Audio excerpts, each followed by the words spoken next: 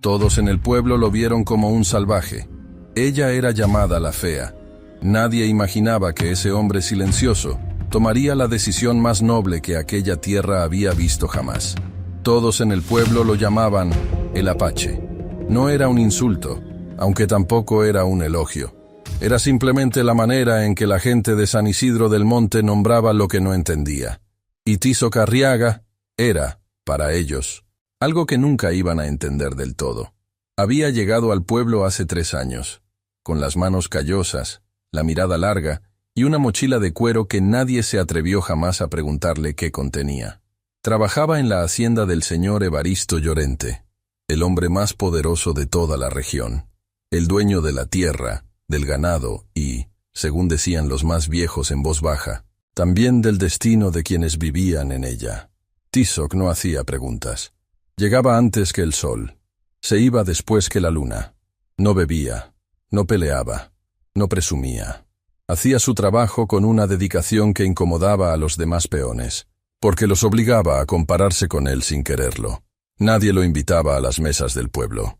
Nadie lo incluía en las celebraciones del domingo. Pero nadie tampoco podía decir que Tizoc les hubiera faltado el respeto alguna vez. Él simplemente existía en un espacio aparte, como una roca en medio del río, que deja pasar el agua sin moverse. Lo que muy pocos sabían era que Tizoc observaba todo. Las mañanas de niebla sobre los cerros. El modo en que el señor Llorente caminaba con su bastón de plata, como si el suelo que pisaba le perteneciera más que a la tierra misma. El modo en que los trabajadores bajaban la cabeza cuando él pasaba. Y también observaba a Marisol. Marisol Cienfuegos era hija de Candelaria, la lavandera de la hacienda. Una mujer que había dedicado toda su vida a lavar la ropa ajena con las manos partidas por el frío del río. Marisol había crecido entre jabón y piedras, entre el olor húmedo de la ropa tendida y el sonido del agua corriendo.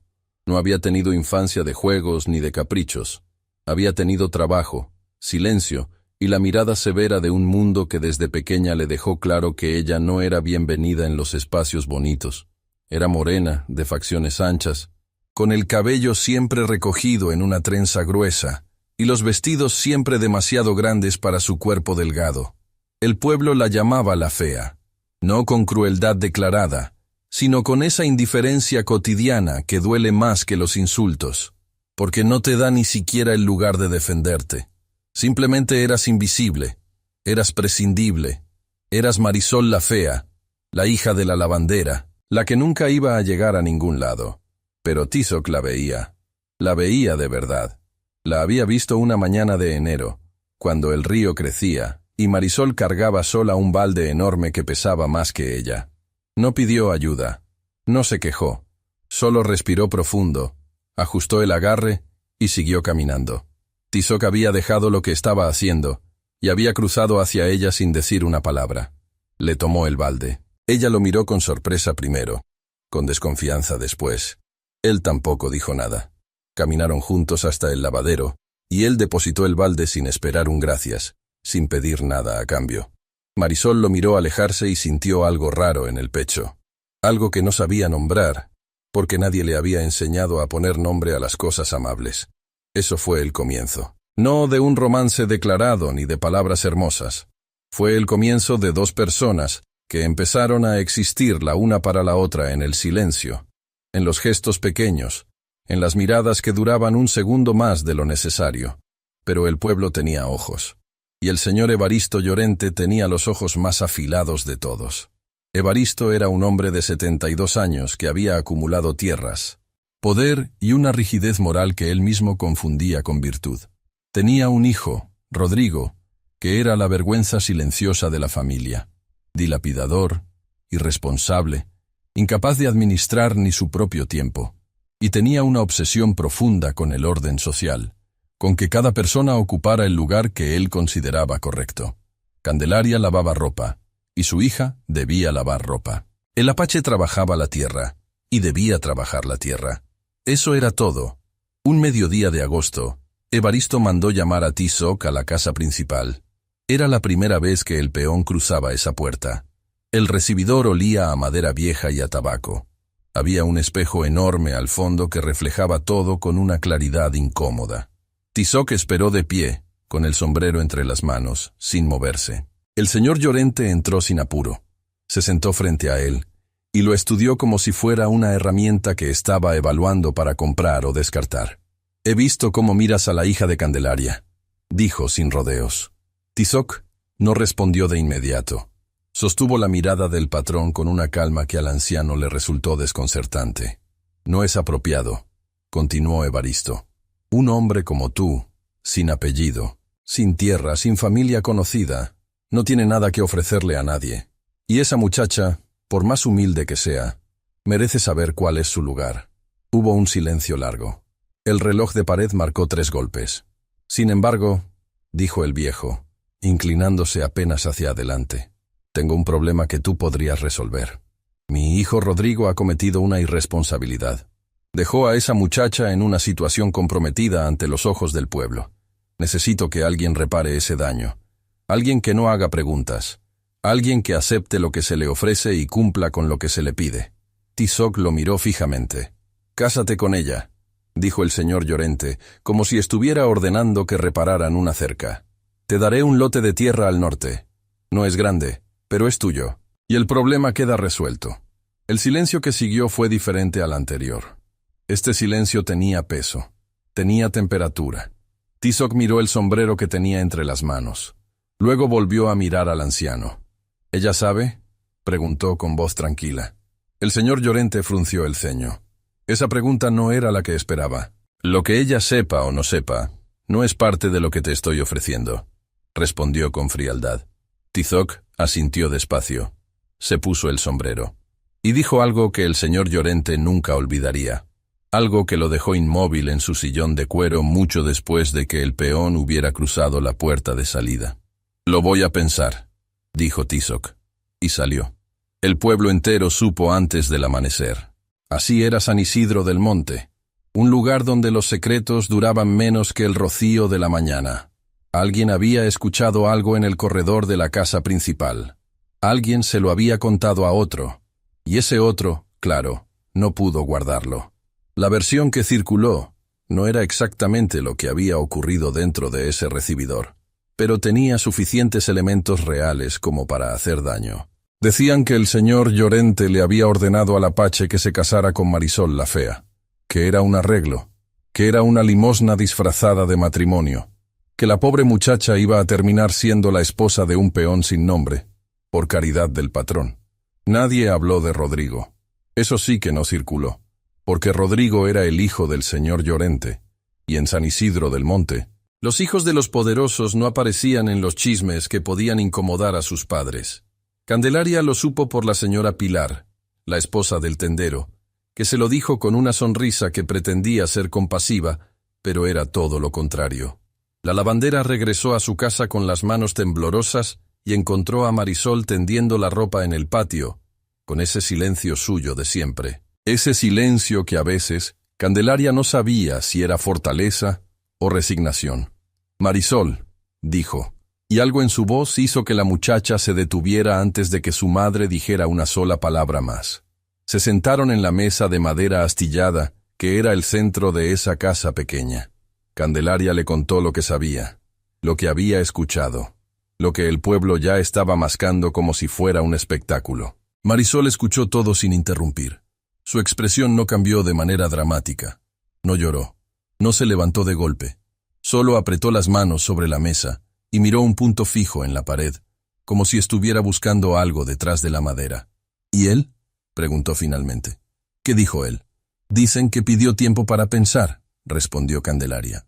Algo cruzó por el rostro de Marisol que su madre no supo descifrar. No era alivio, no era esperanza. Era algo más complicado que eso. Era la conciencia de que un hombre al que apenas conocía estaba, en ese momento, tomando una decisión sobre su vida, y que nadie le había preguntado a ella nada. Se levantó, tomó la cesta de ropa y siguió tendiendo. Porque eso era lo que había aprendido a hacer. Seguir. Siempre seguir. Tizoc, mientras tanto, no estaba en la hacienda. Había pedido el día y había subido al cerro que quedaba al oriente del pueblo, ese que los lugareños llamaban el Cerro del Padre, porque tenía la forma de un hombre sentado mirando al horizonte. Era el lugar al que él iba cuando necesitaba pensar de verdad, sin el ruido de las opiniones ajenas ni el peso de las miradas. Se sentó en una roca grande y miró el valle. Las casas de adobe del pueblo parecían juguetes desde allá arriba.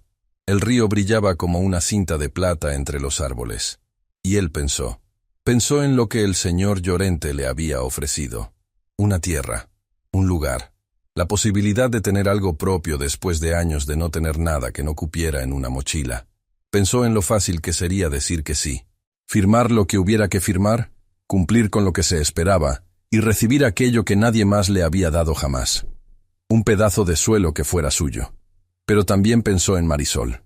Pensó en sus manos cargando ese balde, en su espalda derecha a pesar del peso, en sus ojos que no pedían lástima aunque el mundo se empeñara en no verla.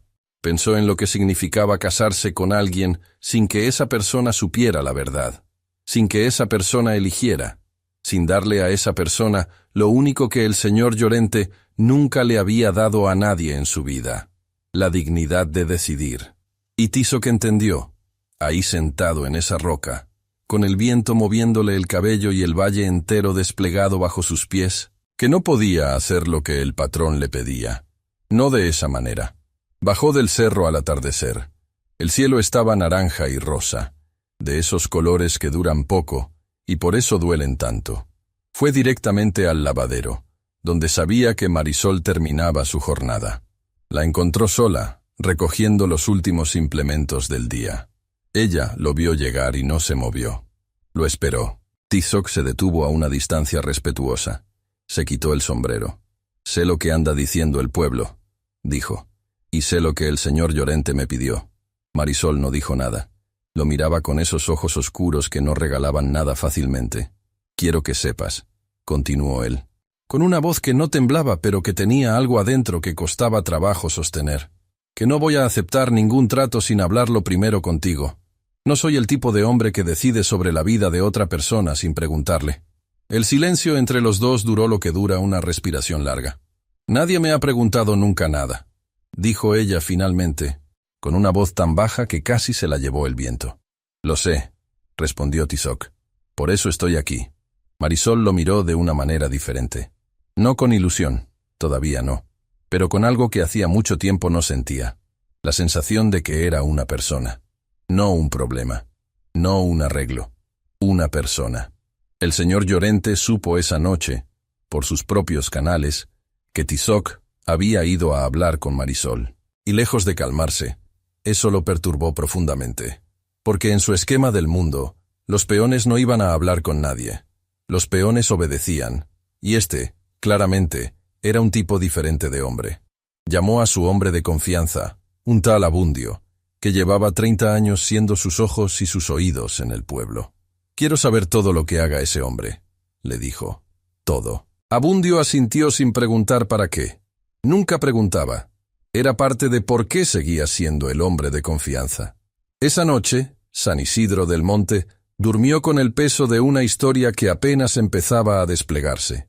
Los que ya dormían no sabían que al día siguiente algo iba a cambiar, que las piezas que el señor Llorente creía controlar empezaban a moverse de maneras que él no había calculado, que un hombre silencioso, sentado en el borde de su catre en el cuarto de los peones, estaba tomando la decisión más importante de su vida.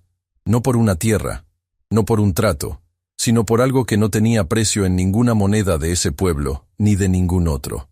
Tizoc apagó el farol, cerró los ojos y supo, con una claridad que pocas veces había sentido, lo que iba a hacer. Y no era lo que nadie esperaba. La mañana siguiente amaneció gris, con ese tipo de nubes bajas que no llueven, pero tampoco dejan pasar el sol. San Isidro del Monte olía a tierra húmeda y a leña recién encendida. Era el olor de todos los días. Pero ese día en particular, algo flotaba en el aire que no era exactamente el humo de las cocinas. Era tensión, era expectativa, era el pueblo entero esperando, sin admitirlo, a ver qué iba a pasar. Tizoc se presentó en la hacienda antes que los demás peones, como siempre. Pero esa mañana no fue directo a los corrales. Se detuvo frente a la puerta principal de la casa grande. la misma puerta de madera oscura que había cruzado el día anterior por primera vez, y pidió hablar con el señor Llorente. El mozo que lo atendió lo miró con una mezcla de sorpresa y desconfianza. Los peones no pedían audiencias. Los peones esperaban a ser llamados. Pero algo en la postura de Tizoc, en la manera en que sostuvo la mirada sin decir nada más, hizo que el mozo entrara a anunciar la visita sin atreverse a negársela. Evaristo Llorente estaba tomando su café de la mañana cuando lo avisaron. Dejó la taza con un movimiento lento, deliberado, como hacía todo. Se acomodó en su sillón y dijo que lo hicieran pasar. Tizoc entró. Se detuvo en el centro del recibidor. No traía el sombrero en la mano esta vez. Lo traía puesto. Eso solo, en el lenguaje silencioso de ese pueblo, era un gesto que no pasó desapercibido. «Vine a darle mi respuesta», dijo, sin preámbulos. El señor Llorente lo observó sin expresión. «La escucho. No voy a aceptar el trato como usted lo planteó», dijo Tizoc, con una voz que no era desafiante pero tampoco era sumisa. Era simplemente firme, como la raíz de un árbol que nadie ve, pero que sostiene todo lo que está encima. No voy a casarme con nadie por un pedazo de tierra, y no voy a tomar ninguna decisión sobre la vida de una mujer sin que ella misma haya participado en esa decisión.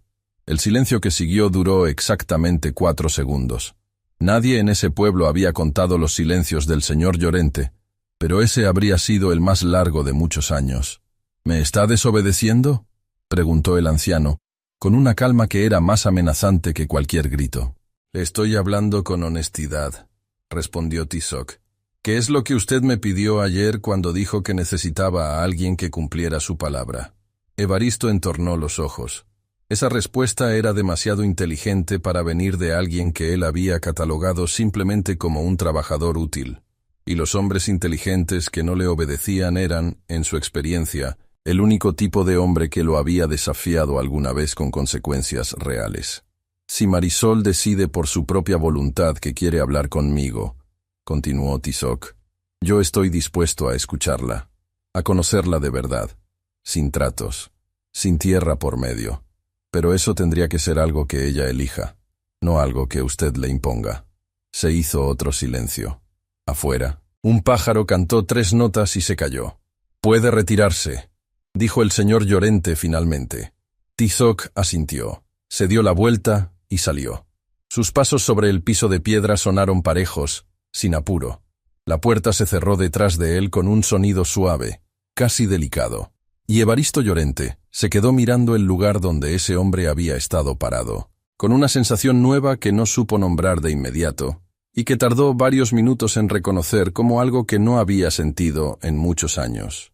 Lo que sentía era respeto, y le molestaba profundamente. Marisol se enteró de esa conversación por la tarde, otra vez por los canales invisibles del pueblo. Esta vez fue Jacinta, la cocinera de la hacienda, quien se lo contó con los ojos abiertos como si estuviera narrando algo sobrenatural. El apache entró solo a ver al patrón, Marisol. Le dijo que no iba a aceptar el trato, que si tú no querías, él tampoco. Marisol estaba pelando papas cuando escuchó eso. Siguió pelando. Pero sus manos se detuvieron un segundo, solo uno, antes de continuar. Y ese segundo fue suficiente para que Jacinta entendiera que la noticia había aterrizado en algún lugar importante dentro de esa muchacha silenciosa. Esa noche, Marisol no pudo dormir. No porque estuviera agitada ni confundida, sino porque estaba pensando con una intensidad que no había ejercido en mucho tiempo. Estaba pensando en lo que significaba que un hombre que no la conocía hubiera antepuesto su dignidad a un beneficio concreto. Un hombre al que el pueblo miraba con distancia. Un hombre que tampoco tenía nada, igual que ella, y que aún así había dicho que no, por ella. No era amor. Todavía no. Era algo anterior al amor, algo más frágil y más poderoso al mismo tiempo. Era la pregunta. La pregunta que se hace una persona cuando alguien por primera vez la trata como si valiera algo. ¿Y si fuera verdad? Los días que siguieron cambiaron la textura del pueblo, sin que nadie pudiera señalar exactamente cómo ni cuándo. Tizoc seguía trabajando como siempre. Marisol seguía lavando y tendiendo como siempre. Pero algo había cambiado en el espacio entre los dos. Cuando sus caminos se cruzaban, ya no era el cruce accidental de 2 personas que coexisten. Era otra cosa. Había una consciencia mutua, un reconocimiento, como el de dos personas que comparten un secreto sin haberlo acordado. Hablaron por primera vez de verdad un jueves de viento, bajo el alero del depósito de herramientas, donde Tizoc guardaba los implementos al final de la jornada. Marisol pasó con una cesta, y él la llamó por su nombre. Solo eso. Pero era la primera vez que alguien en ese pueblo pronunciaba su nombre, sin que fuera para pedirle algo o para señalarla. Se sentaron en el umbral, con medio metro de distancia entre los dos, y el viento moviendo las hojas secas en el patio. Hablaron poco. Él le preguntó de dónde venía su madre. Ella le preguntó de dónde venía él. Tizoc le contó que había nacido en el norte, en un territorio que ya no existía con el mismo nombre, que su familia había vivido de la tierra y del río hasta que un día la tierra y el río dejaron de pertenecerles. No lo dijo con amargura. Lo dijo como quien relata un hecho del clima, con la serenidad de alguien que ha procesado el dolor hasta convertirlo en historia. Marisol lo escuchó sin interrumpirlo, y cuando él terminó, ella dijo algo que él no esperaba. A mí también me quitaron cosas, pero las mías no eran tierras, eran más chicas. El derecho a no ser invisible. Tizoc la miró. Ella no lo estaba mirando a él. Miraba el patio, las hojas, el viento. Pero había algo en su perfil, en la manera en que sostenía esa frase sin derrumbarse, que le dijo más sobre el carácter de esa mujer que cualquier cosa que hubiera podido preguntarle. «Eso no es chico», dijo él. Ella lo miró entonces, y por primera vez desde que tenía memoria, Marisol Cienfuegos sintió que alguien la veía entera. El señor Llorente observaba todo esto con una incomodidad creciente que no podía compartir con nadie, porque hacerlo habría implicado admitir que había perdido el control de una situación que él mismo había iniciado. Abundio le informaba. Le contaba los encuentros breves, las conversaciones bajo el alero, las miradas. Y cuanto más escuchaba, más se afianzaba en él una certeza incómoda. Ese peón no estaba siguiendo ningún libreto conocido, y eso lo hacía impredecible. Y lo impredecible era lo único que Evaristo Llorente genuinamente no sabía manejar. Mandó llamar a su hijo Rodrigo. La conversación entre padre e hijo fue tensa y corta.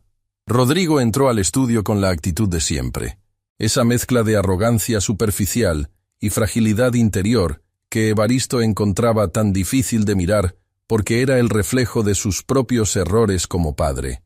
Le explicó la situación. Le dijo que el Apache se había negado a cooperar, que Marisol y ese hombre estaban construyendo algo que él no había autorizado, que era necesario que Rodrigo hiciera algo. «¿Qué quieres que haga?», preguntó Rodrigo, con una incomodidad genuina que intentó disfrazar de hastío. «Quiero que hables con ella», dijo Evaristo. «Que le expliques que lo que cree que está viviendo no es lo que cree, que ese hombre no tiene futuro aquí, que yo me voy a encargar de que no lo tenga». Rodrigo lo miró a los ojos por un momento, y en ese momento algo raro ocurrió dentro de él, algo que no había sentido en mucho tiempo, o quizás nunca, porque nunca nadie se lo había exigido. Sintió vergüenza, no la vergüenza superficial de quien teme el juicio ajeno, sino la vergüenza profunda de quien se ve en un espejo y no le gusta lo que encuentra. «No voy a hacer eso», dijo. Evaristo lo miró como si no hubiera escuchado bien. «¿Cómo? ¿Que no voy a ir a hablar con ella para decirle mentiras?», repitió Rodrigo, y su voz sonó diferente esta vez, como si las palabras le estuvieran costando un esfuerzo real. «Ya le causé suficiente daño sin querer. No voy a causar más a propósito». El señor Llorente se quedó inmóvil en su sillón. Era la segunda vez en pocos días que alguien dentro de su propia órbita le decía que no. Y esta vez era su propio hijo. Rodrigo salió del estudio sin esperar respuesta, y Evaristo Llorente, por primera vez en décadas, se quedó completamente solo con sus propios pensamientos, sin saber muy bien qué hacer con ellos. Hay momentos en la vida de un pueblo que parecen ordinarios, pero que en realidad son el punto exacto en que todo cambia de dirección. No hay truenos, no hay señales en el cielo. Solo hay un instante quieto, que después, con el tiempo, la gente recuerda y dice, ahí fue. Ahí fue cuando las cosas empezaron a ser distintas. Ese instante llegó un domingo de mercado, cuando el pueblo entero se congregaba en la plaza central a comprar, vender, encontrarse, y en algunos casos, a observar con esa atención particular que tienen los pueblos pequeños hacia todo lo que se sale de lo esperado. Marisol había ido al mercado con su madre. Caminaban juntas por entre los puestos de verduras y telas, con la lista de lo necesario y el dinero justo para cubrirla, cuando se encontraron de frente con las señoras Montesinos, 3 hermanas de la familia más antigua del pueblo, conocidas por sus vestidos almidonados, y por una lengua que no necesitaba afilarse porque nunca había dejado de usarse. La mayor de las 3, Hortensia, miró a Marisol de arriba a abajo con esa lentitud calculada que es en sí misma una forma de ofensa. «Candelaria», dijo, dirigiéndose a la madre como si la hija no estuviera presente. «Cuénteme cómo está eso del Apache». «¿De verdad su hija está esperando que ese hombre la elija?» Candelaria apretó la bolsa que llevaba en la mano. Conocía a Hortensia Montesinos desde que tenían 8 años. Sabía exactamente lo que esa pregunta era y lo que no era. Antes de que su madre pudiera responder, Marisol habló. «Mi nombre es Marisol», dijo, con una voz tranquila que sorprendió incluso a Candelaria. «Y lo que yo espero, o no espero, es asunto mío». Hortensia parpadeó. No era la respuesta que anticipaba de la hija de la lavandera. «¿Qué carácter?», dijo, intentando que sonara a crítica, lo que en realidad era una pequeña derrota. «No es carácter», respondió Marisol. «Es solo que aprendí tarde a hablar cuando hay algo que decir». Y siguió caminando. Candelaria la siguió en silencio, con las manos todavía apretadas alrededor de la bolsa, y algo nuevo moviéndose dentro de su pecho. Algo que tardó unos pasos en reconocer como orgullo. Tizoc vio esa escena desde el otro lado de la plaza. Estaba comprando herramientas en el puesto del ferretero cuando levantó la vista y la vio. Vio a Marisol caminar después de haber dicho lo que había dicho, con la espalda recta y los ojos al frente, sin mirar hacia atrás, y sintió algo que no supo nombrar en ese momento, pero que años después, si alguien le hubiera preguntado, habría descrito como el instante exacto en que dejó de mirar a Marisol Cienfuegos como a alguien que necesitaba que la vieran, y empezó a mirarla como a alguien que ya se había visto a sí misma. Esa tarde, Rodrigo Llorente hizo algo que nadie esperaba, incluido él mismo. Fue a buscar a Tizoc. Lo encontró en los corrales, al final de la jornada, cuando los demás peones ya se habían ido. Se detuvo a unos metros, con las manos dentro de los bolsillos del pantalón, con esa incomodidad de los hombres que no están acostumbrados a pedir disculpas, porque nadie les enseñó cómo se hace. Tizoc lo vio llegar y siguió haciendo lo que hacía. No lo ignoró, pero tampoco lo ayudó a empezar. Lo dejó encontrar sus propias palabras. «Sé que mi padre te metió en algo que no era tuyo», dijo Rodrigo finalmente, «y sé que lo manejaste de una manera que yo no habría tenido el carácter de manejar». Tizoc cerró el portón del corral y lo miró. «No hice nada especial», dijo. «Dijiste la verdad», respondió Rodrigo. «En este pueblo, eso sí es especial». Hubo un silencio entre los 2 hombres. No era un silencio hostil. Era el silencio de 2 personas que se están evaluando sin pretender que no lo hacen. «Ella merece algo real», dijo Rodrigo. «No un arreglo, no una solución. Algo real». Tizoc asintió despacio. «Eso es lo único que tengo para ofrecer», dijo. Rodrigo lo miró un momento más, asintió, y se fue por donde había venido. No hubo apretón de manos, no hubo grandes declaraciones. Pero algo había quedado dicho entre los 2 que no necesitaba ningún otro adorno para ser verdad.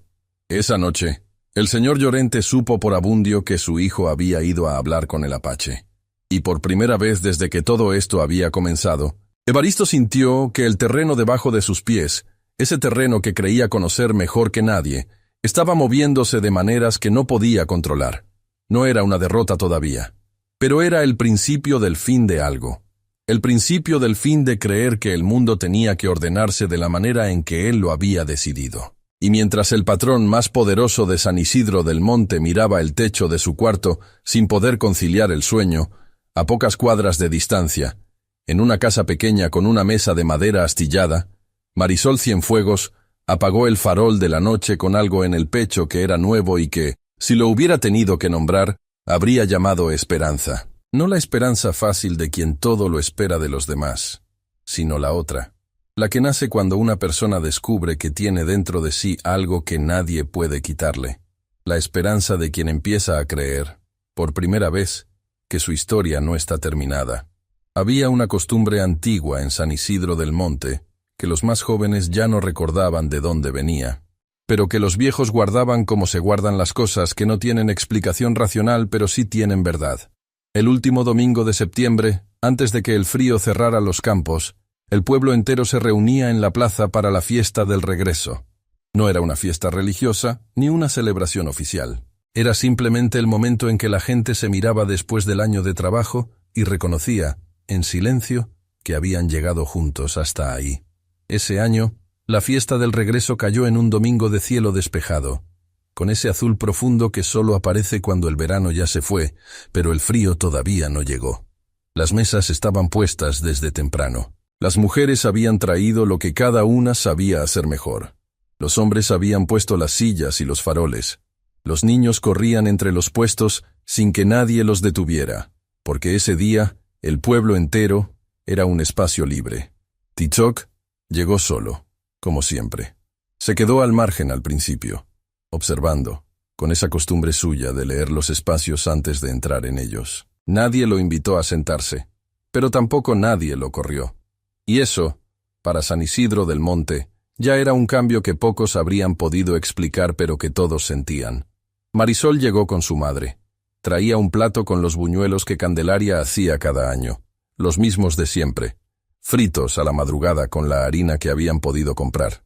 Eran perfectos, como siempre lo eran, aunque nadie se los hubiera dicho nunca en voz alta.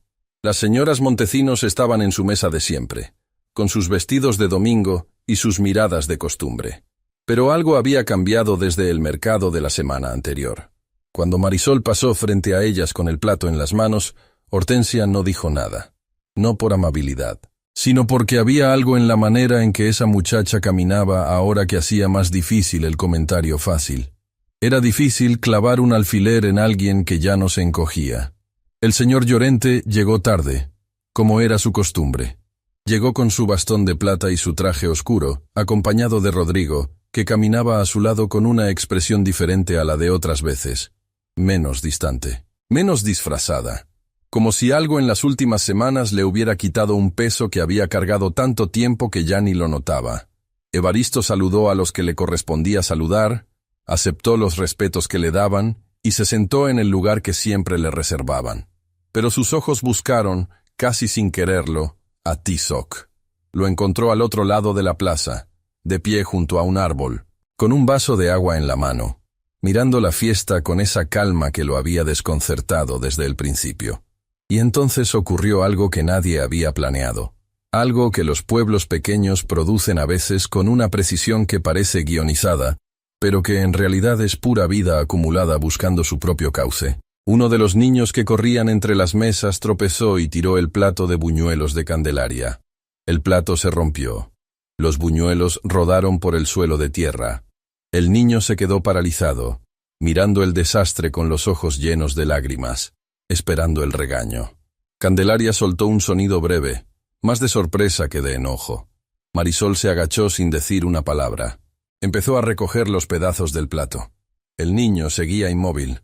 Fue Tzok quien llegó primero. Se arrodilló junto a Marisol, recogió los trozos más grandes con cuidado, y luego se volvió hacia el niño. «No te pasó nada», le dijo, con una voz tranquila. «Ayuda a recoger y ya está». El niño, de unos 6 años, lo miró un segundo, y luego se agachó a ayudar. Los tres, Tzok, Marisol y el niño, recogieron juntos los pedazos en silencio. Cuando terminaron, Tzok se levantó, le revolvió el cabello al pequeño con una gentileza inesperada, y el niño salió corriendo a seguir jugando como si nada hubiera pasado. La plaza entera había visto esa escena, no porque alguien la hubiera señalado, sino porque esas cosas se ven aunque uno no esté mirando. Hortensia Montecinos tuvo la decencia de no decir nada esta vez, y el señor Llorente, desde su mesa, sostuvo el vaso que tenía en la mano con más fuerza de la necesaria, y miró a ese hombre arrodillado en el suelo de tierra de su plaza, recogiendo pedazos de plato con la hija de su lavandera, y sintió algo que le costó varios segundos identificar. No era indignación, era reconocimiento. El reconocimiento incómodo, casi doloroso, de alguien que lleva toda la vida midiendo a las personas por lo que tienen y se encuentra, de pronto, frente a uno que no tiene casi nada, y que sin embargo ocupa el espacio con una dignidad que no se compra ni se hereda. Al final de la tarde, cuando el sol empezaba a bajar y los faroles comenzaban a tener sentido, Evaristo Llorente hizo algo que nadie en ese pueblo había visto jamás. Se levantó de su mesa, tomó su bastón y caminó solo hacia el otro lado de la plaza. Caminó hasta donde estaba Tizoc, que seguía junto al árbol, ahora acompañado de Marisol y de Candelaria. Los tres lo vieron llegar. Nadie se movió. El señor Llorente se detuvo frente a Tizoc. Lo miró a los ojos y habló con una voz baja, que era solo para ellos, que no buscaba audiencia ni galería. «Me equivoqué en cómo planteé las cosas», dijo. «No debía haberlo hecho así. No era una disculpa elaborada. No tenía adornos». Pero en boca de Evaristo Llorente, que en 72 años no había reconocido un error en voz alta frente a nadie que no fuera su esposa difunta, esas palabras simples tenían un peso enorme. Tizoc lo miró un momento antes de responder. «Lo sé», dijo, «y lo agradezco». El señor Llorente miró entonces a Marisol. La miró de verdad, quizás por primera vez en todos los años que esa muchacha había vivido bajo el techo de su hacienda siendo invisible. «Tu madre es la mejor trabajadora que he tenido en 40 años», dijo. Debía habérselo dicho antes. Candelaria, que llevaba toda la vida esperando que alguien viera lo que ella daba cada día sin que nadie lo nombrara, no dijo nada. Pero sus ojos brillaron de una manera que Marisol guardó para siempre. El anciano asintió una vez, como cerrando algo, y regresó a su mesa. Rodrigo, que había visto todo desde lejos, se acercó a su padre cuando éste se sentó, y no dijo nada. Solo apoyó la mano en su hombro un momento. Y Evaristo, que no era hombre de gestos, dejó que esa mano estuviera ahí sin apartarla. La fiesta siguió. Los faroles se encendieron. Alguien sacó una guitarra. Los niños seguían corriendo. Y en un rincón tranquilo de la plaza, junto al árbol que había sido testigo silencioso de esa tarde, Tizoc y Marisol se quedaron solos por primera vez en un espacio que no era el lavadero, ni el umbral del depósito, ni los bordes del camino. Era el centro del pueblo. Era el mismo lugar donde durante años ella había sido invisible. «¿Cómo te sientes?», le preguntó Tizoc. Marisol pensó la respuesta antes de darla, como hacía con todo. «Como si hubiera estado cargando algo mucho tiempo», dijo, «y alguien me hubiera ayudado a depositarlo en el suelo. No me lo quitaron, solo me ayudaron a bajarlo». Tizoc la miró con esa manera suya de mirar que no pedía nada, que no suponía nada, que solo veía. «Eso es lo que debería hacer una persona por otra», dijo. Marisol lo miró a él, y dijo algo que llevaba días tomando forma dentro de ella, algo que había revisado muchas veces antes de estar segura de que era verdad, y no solo el eco de una necesidad vieja. «Quiero conocerte», dijo. «No por ningún trato, no porque alguien lo haya decidido, porque quiero». Tizoc no sonrió de inmediato.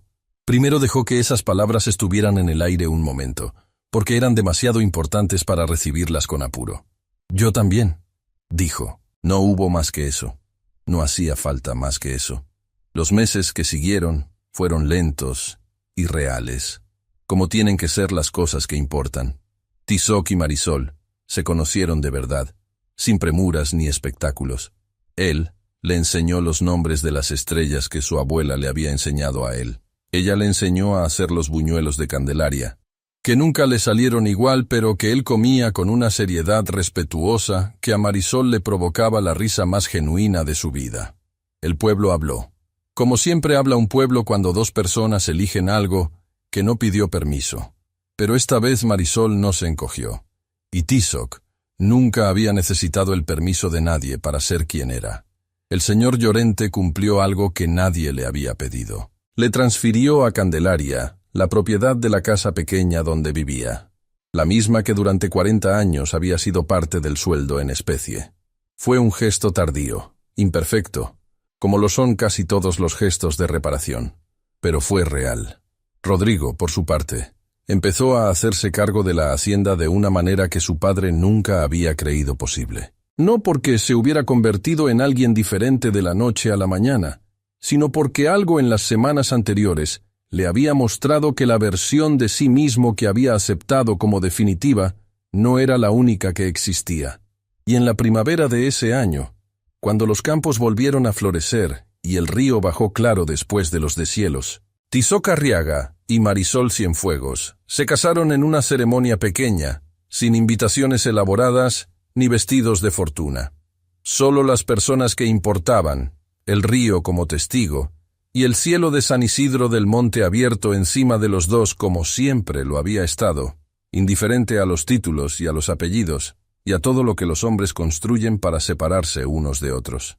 En la ceremonia, el padre Cipriano, el sacerdote más viejo del pueblo, dijo algo que la gente repitió durante años, algo que quedó pegado en la memoria colectiva de ese lugar como quedan las cosas que nombran lo que todos sienten pero nadie ha sabido decir. Dijo que el amor verdadero no es el que llega cuando todo está bien. Es el que aparece cuando dos personas se miran de verdad, sin quitarle nada a la otra y sin pedirle que sea diferente de lo que es. Y que ese tipo de amor, el que nace del respeto y del reconocimiento, es el único que construye algo que dura. Marisol escuchó esas palabras con los ojos abiertos y la mano de Tizoc dentro de la suya. Y pensó en todo el camino que había tenido que recorrer para llegar ahí, en las manos partidas de su madre, en los buñuelos rodando por el suelo de tierra, en la voz de Hortensia Montesinos, en el balde pesado de aquella mañana de enero, en el momento en que alguien la llamó por su nombre sin pedirle nada. Pensó en todo eso y entendió que ninguna de esas cosas había sido un error del camino. Todas habían sido el camino. Y el camino la había traído exactamente aquí.